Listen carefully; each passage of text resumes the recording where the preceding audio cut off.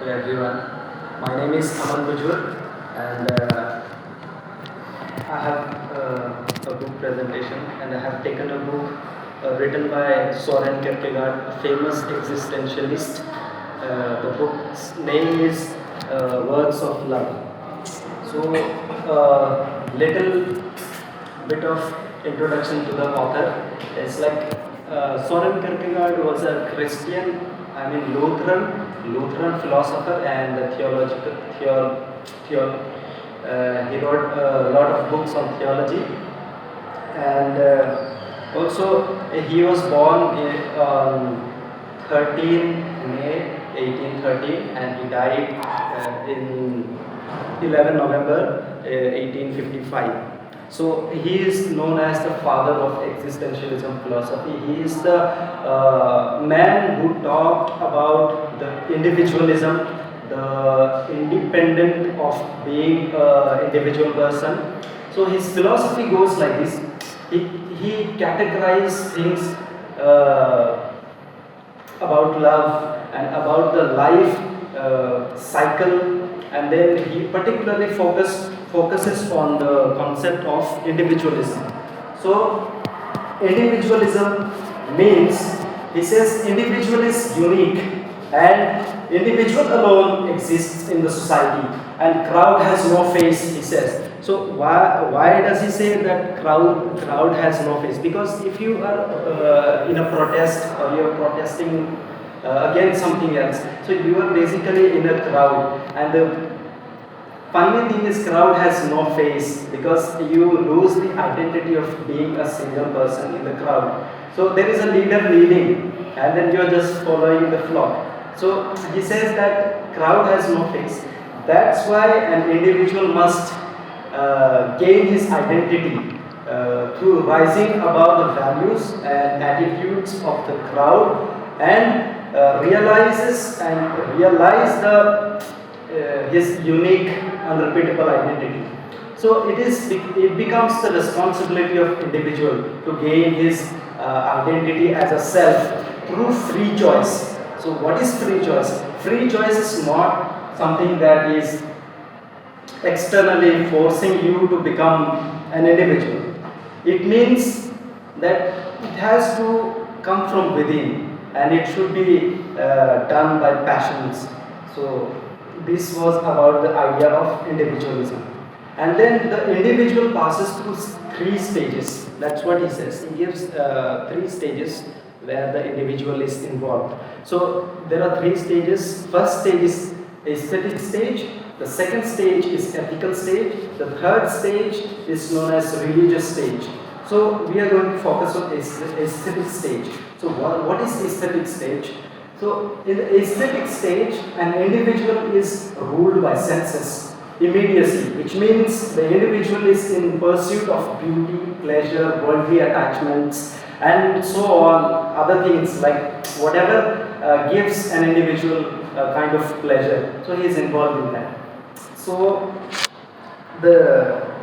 he says that individual is soon dissatisfied in this stage, because he is feeling of no salvation, no hope, and no escape from this reality. So only thing is mattering is his senses and the sensory data he is observing. And he has no feeling like there is no salvation. So then he tries to move to the second stage, that is called the ethical stage. So in the ethical stage, the person, the individual is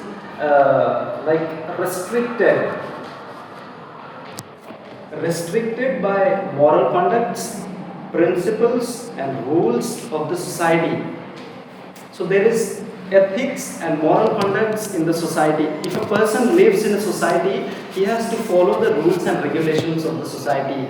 And then what he says is individuality is denied in this stage, because you are living in the society, which means you have to depend on the society, people around living.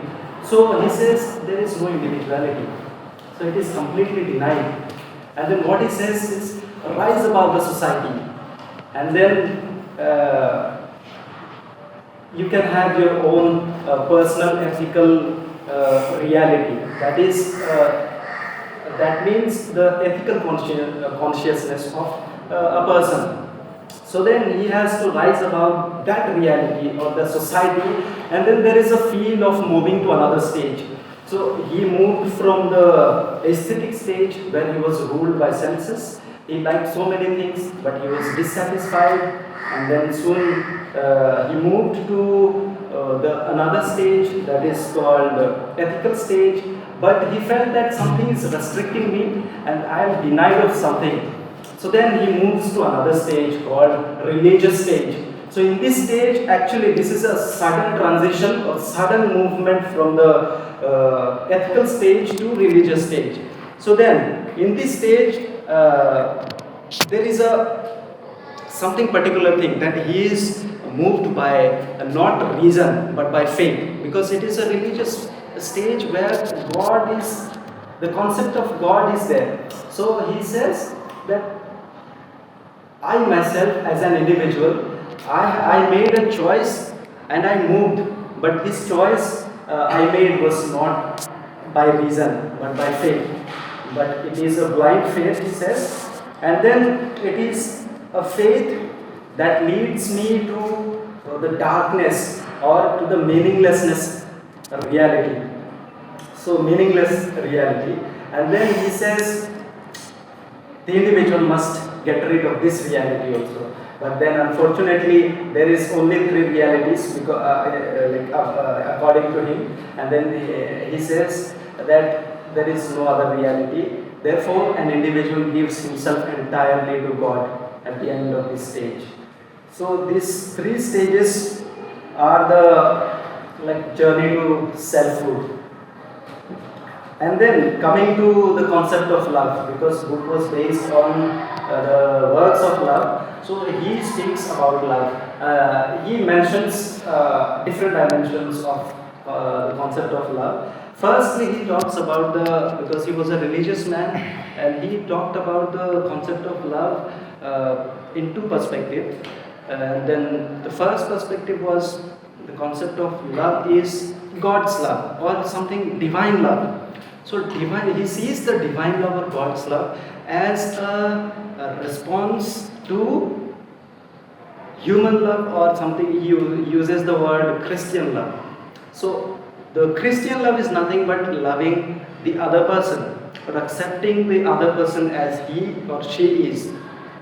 And the divine love is the source of the human love, and it is the foundation of Christian love, or loving the other person, accepting the other person, and so on.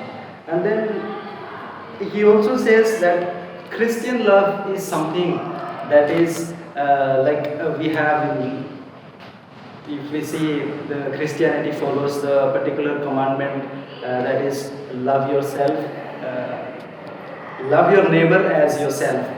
So he particularly follows this statement, and he says that you should not love others like your neighbors as if they are giving you something or you are benefiting from the other person, but just as the other person. You just consider the other person as he or she is. So that kind of mentality he is building. And then he goes on to speak about natural love. The natural love is basically, we see people in the world having so many things, achievements and desire for something, worldly attachments, and all those things are included in the natural love. And then the next he categorizes or divides the love. There are two types of love. There are two types of love coming from Greek words. There are different types, but he is only using two types. Two kinds of love, that is eros and agape. So these are two Greek words mostly used in people who are studying scripture, theology, and other fields of study. So eros means the love for desire, or love of desire, or love for something that you like, love for power, love for something like somebody, feelings for somebody. So these kind of things that includes is eros. And the second type of love is agape. Agape means self-giving love, which means it is universal, unconditional. He says agape is the universal love is derived from the reality which exists above all else. Like existing reality for him is the individual. An individual is supposed to derive the love from God himself. So universal love and unconditional love comes only from God. So here what he says is you must love your neighbor again, and before you love yourself. So love your neighbor as yourself, and before you love yourself. So there is a commandment, so he is following the particular commandment. And then he moves on to the concept called self-love. So he categorized love into two, eros and agape, and then he moves on to talking about self-love. So what is self-love like according to him? Self-love is something that is not actually forcing somebody to love yourself, or you are just loving yourself and not like showing others also your love. So basically it means self-love is very difficult, he says. Why it is difficult? Because we have our own weakness, our strengths. So most of the times we are not aware about ourselves, and we look the other side. Like there is a statement, famous statement called don't look at the other's vineyard when you lose your own. So this fits into this context because we are not aware about our weaknesses, our strong and strength, and good and bad. So what he says is you must accept yourself first before you are going to love the other person. So you forgive yourself and accept your mistakes, accept your bad things in you, and then forgive yourself, and then you move to love the other person. And he also says like loving the neighbor. Neighbor means I'm not talking about the extramarital affairs and something other kind of things. So other means the neighbor, and just the other person you have to accept. That's what he is talking. And then he gives two principles